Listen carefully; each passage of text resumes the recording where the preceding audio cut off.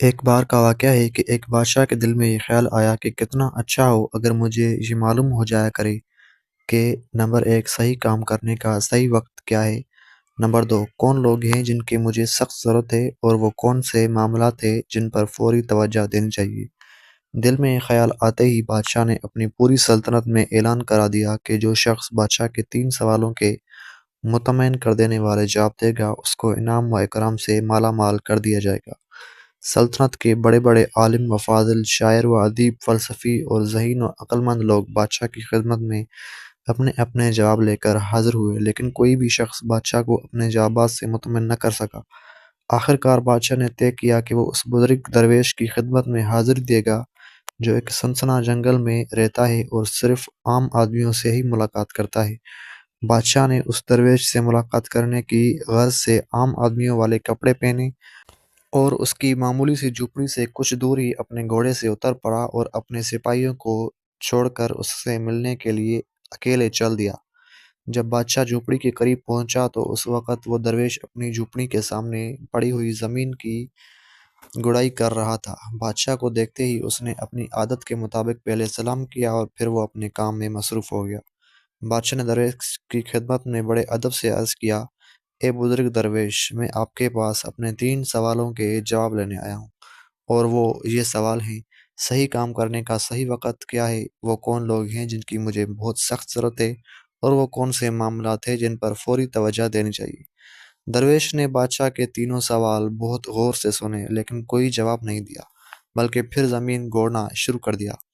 آپ تھک گئے ہوں گے، لائیے پھاوڑا مجھے دیجیے، تھوڑی دیر آپ کا کام میں کروں گا، بادشاہ نے درویش سے پھاوڑا لیتے ہوئے کہا۔ شکریہ، درویش نے کہہ کر پھاوڑا بادشاہ کو دے دیا اور خود زمین پر بیٹھ گیا۔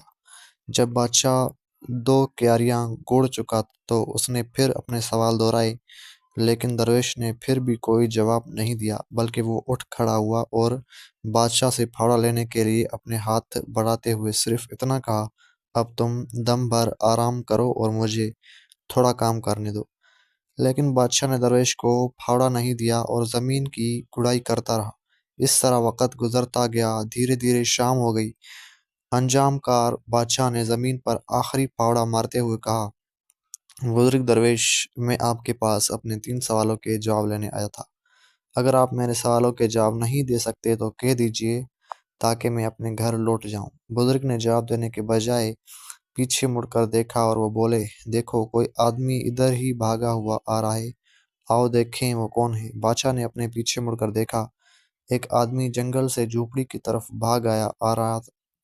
وہ شخص اپنے ہاتھوں سے اپنا پیٹ دبائے ہوئے اور خون اس کے ہاتھوں کے نیچے سے بہہ رہا ہے۔ جھوپڑی کے قریب آ کر وہ شخص کراتا ہوا بادشاہ کے پاس آیا اور زمین پر گر کر بے ہوش ہو گیا۔ بادشاہ اور درویش نے اس آدمی کے زخم کو غور سے دیکھا۔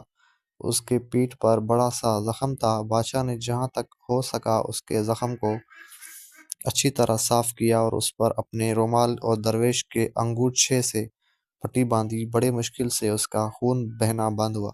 اب سورج ڈوب چکا تھا، ٹھنڈک بھی پڑ چلی تھی، اس لیے بادشاہ نے درویش کی مدد سے زخمی کو جھونپڑے کے اندر پہنچا دیا اور اس کی چارپائی پر لٹا دیا۔ کچھ دیر کے بعد وہ زخمی شخص سو گیا۔ بادشاہ بھی دن بھر کی دوڑ دھوپ اور کام کی وجہ سے اتنا تھک گیا تھا کہ وہ دہلیز پر ہی سو گیا۔ صبح جب بادشاہ کی آنکھ کھلی تو اس نے دیکھا کہ چارپائی پر پڑا ہوا زخمی اپنی چمکتی ہوئی آنکھوں سے ٹکٹکی باندھے دیکھ رہا ہے۔ مجھے معاف کر دیجیے میرے آقا، اس زخمی نے بادشاہ سے التجا کی۔ میں تم کو نہیں جانتا، اور جب جانتا نہیں تو معاف کرنے یا نہ کرنے کا سوال ہی پیدا نہیں ہوتا، بادشاہ نے جواباً کہا۔ میں آپ کا دشمن ہوں، آپ نے میرے بھائی کو قتل کرا دیا تھا اور اس کی جائیداد ضبط کر لی تھی۔ میں نے عہد کیا تھا کہ میں آپ کو قتل کر دوں گا۔ آج جب مجھے معلوم ہوا کہ آپ درویش سے اکیلے ملنے گئے ہیں تو میں نے طے کیا کہ آپ جب واپس لوٹیں گے تو میں آپ کو راستے میں ہی قتل کر دوں گا۔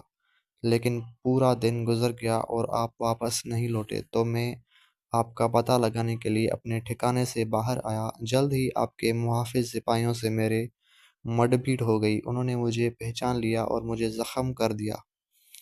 میں ان سے بچ کر بھاگ نکلا، لیکن اگر آپ میرے زخموں پر پٹی نہیں باندھتے تو میں زیادہ خون نکل جانے کی وجہ سے مر جاتا۔ میں نے آپ کو قتل کرنا چاہا لیکن آپ نے میری جان بچا لی۔ اب اگر میں زندہ رہا تو ساری عمر غلام بن کر آپ کی خدمت کرتا رہوں گا۔ مجھے معاف کر دیجیے۔ بادشاہ دشمن سے اتنی آسانی سے صلح کر کے اور اس دوست بنا کر بہت خوش ہوا۔ اس نے اس کو معاف ہی نہیں کیا بلکہ اس سے یہ بھی کہا، میں اپنے خادموں اور شاہی طبیب کو تمہاری دیکھ بھال اور علاج کے لیے بھیج دوں گا اور تمہاری جائیداد بھی واپس کر دوں گا۔ زخمی آدمی سے رخصت ہو کر بادشاہ جھوپڑی سے باہر آیا۔ وہ درویش کو ادھر ادھر دیکھنے لگا کیونکہ جانے سے پہلے وہ ایک بار پھر اپنے سوالوں کے جواب حاصل کرنے کی کوشش کرنا چاہتا تھا۔ درویش باہر اپنے گھٹنوں پر جھکا ہوا ان کیاریوں میں بوائی کر رہا تھا جو ایک روز پہلے گوڑی اور بنائی گئی تھی۔ بادشاہ درویش کے پاس پہنچا اور بولا، بزرگوار، میں آخری بار اپنے سوالوں کے جواب کی درخواست کرتا ہوں۔ تم جواب پا چکے ہو لیکن شاید تمہاری سمجھ میں نہیں آیا۔